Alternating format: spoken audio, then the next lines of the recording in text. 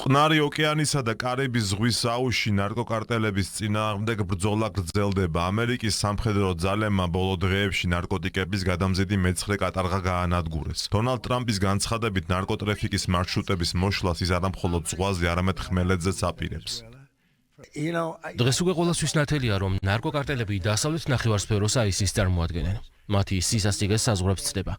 კარტელები აკონტროლებენ დიდ ტერიტორიებს, ფლობენ იარაღს, უზარმაზარ არსენალს და მებრძოლთა არმიებს.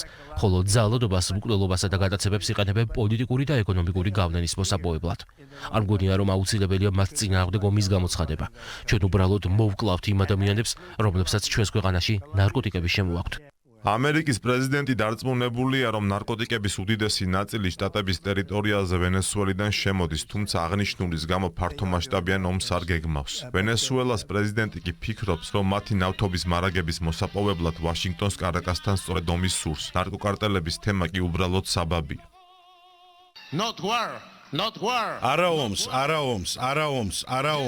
ომს, კი მშვიდობას, სამუდამოდ მშვიდობას.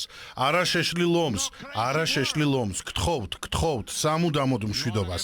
არა ომს, სამუდამოდ გამარჯვებას და მშვიდობას.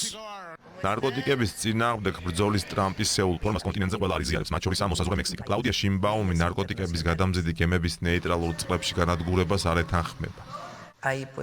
არსებობს საერთაშორისო კანონები და რეგულაციები, რომელიც ნეიტრალურ წყლებში ნარკოტიკების უკანონო გადაზიდვის შემთხვევაში ამ თუ იმ ხელისუფლების მოქმედებებს განსაზღვრავს. აღნიშნულის შესახებ შტატების მთავრობას უკვე ვაცნობთ.